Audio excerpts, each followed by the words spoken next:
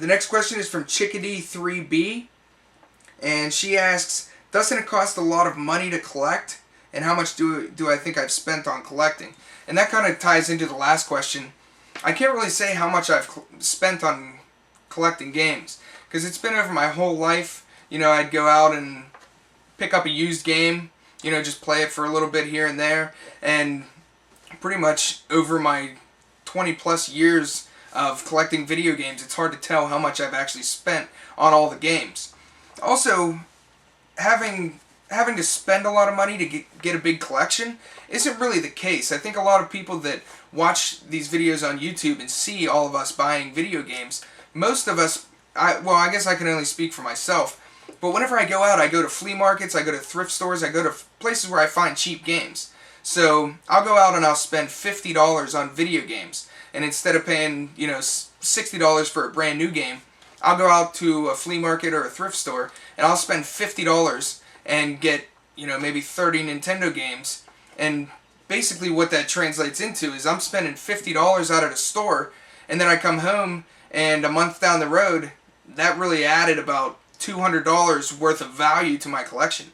So whenever you look behind me, you see all these games, and they're worth a ton of money. You know, some of the games are moderately rare and they're kind of expensive, but for the prices that I usually get them, it doesn't cost me quite as much as a lot of people think. So if you're smart about where you buy your games and you're not impatient, you know, I'm looking for Panzer Dragoon Saga, and I just don't want to spend $200 to get the game.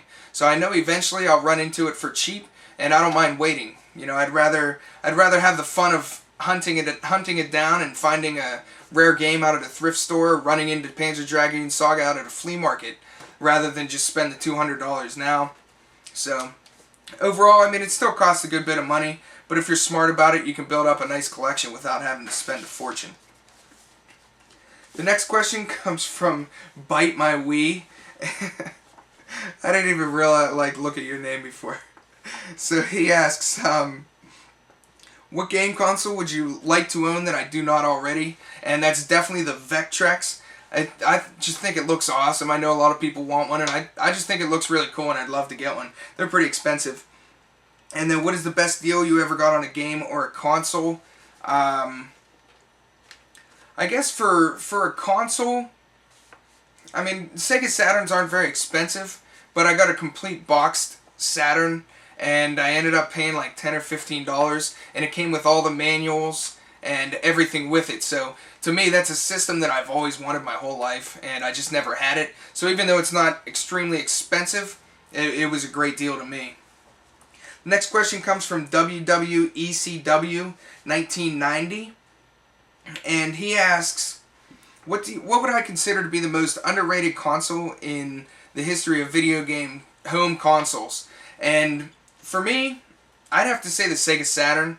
I don't have enough experience really with the Dreamcast or the TurboGrafx. I never really played any of these consoles whenever I was young, and those two, like the Dreamcast and the TurboGrafx, I just started getting into them, and a lot of people would say that they're the most underrated, but I just don't know enough about them. So I'm going to go with the Sega Saturn. I've always wanted to play it, like I said in the last question, and I just picked up Nights into Dreams and Panzer Dragoon, and I absolutely loved Nights into Dreams. I could not believe that a game that was pretty old held up that well, and you know, it just was so much fun to play. The graphics didn't seem outdated to me at all, and I'm just really curious to see what else is on that system. So far, that's the most underrated one that I've found. And his next question is, what are your thoughts on how the gaming industry has changed over time? And what do I see in the future with all the motion controls and stuff? This could be a whole entire video in itself, but overall, I mean, games have continued to progress. Looking back, you get great games from every generation, so I can't really say that games are going uphill or downhill. I'm definitely a retro gamer. I enjoy playing the retro games more often than I enjoy playing the new games, but there's still great games coming out now, and with all this new technology coming out, I think it's just awesome. I mean, a lot of the things might flop. A lot of people don't like the Wii controls, but still they're moving the video game industry ahead, and I think overall they're still coming out with a lot of great games, and I think it's progressing all right. In the beginning of this generation, I was getting pretty disappointed. I didn't see many good games at all, and especially with this year, so many like Super Mario Galaxy 2 coming out, Metroid Other M, Last Guardian supposed to come out. It looks like they're going to have a great lineup of games, and we've already seen a lot of great games this year, so I think this year is going to be a big turning point in this generation. Alright, the next question came from Atarix777, and he asked, are you even into PC stuff, technical, or do you just prefer consoles? Overall, I'd say I just prefer consoles. I hardly ever play anything on the PC.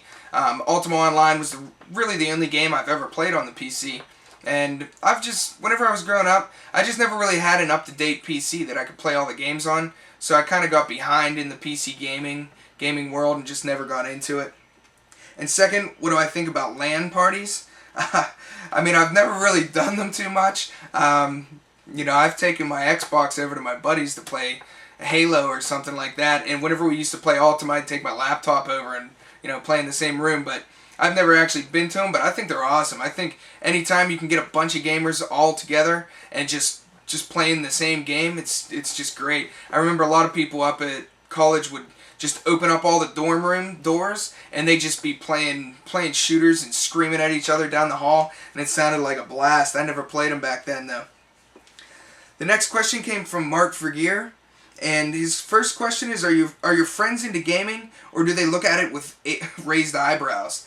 And I guess I'd have to say some of my friends are into gaming as much as I am. My cousin plays a ton of games, and one of my friends over in Japan, he plays a ton of games. But those are the only main ones that I can really talk about video games with. I have a couple other friends that play casually, play some Call of Duty or Halo or something like that, or Madden. But overall, most of my friends don't play video games, and a lot of them do. They'll look at me like I tell them I got a world record in Contra, and they just have no idea what's going on and just think I'm joking with them or something like that. But most of my friends, they don't make fun of me for playing games, but they just don't play them themselves. And then his second question is, do you have spares of the consoles you collect for? Like spare machines. I'm assuming you mean kind of for like repairs and stuff like that. I do have some spares. Most of the time I won't specifically go out to get a second console just so that I have a backup. But if I have a backup, sometimes I'll try and keep two around, and I won't trade the second one. I'll trade off a third or a fourth one that I have, but I do keep some backup consoles just in case they break, so I can take pieces from them and stuff. Next question came from Xbox 360 Collections, and one of his questions is, what is the one video game related collectible that I don't have and I'd want for my collection? It's not really a collectible, but if I could get one thing for my collection, I would want a sealed copy of the original Zelda. I don't know why. I wouldn't be able to play it. I wouldn't be able to open it. And normally I do like opening all my stuff. I don't like having sealed things. I'd rather enjoy the game and play it. But since I already have copies of Zelda, I'd love to have a sealed copy of it. I don't know. I would just feel good having it on the shelf. The next question would come from Andy Talks Games. And he says, what are my top 5 games of the last decade? And, man, I guess I should have looked this one up before I decided to answer this. Let me think. Top 5. I really like Demon Souls. That one might be up there. Shadow of the Colossus and Eco are definitely both up there. So that's 3.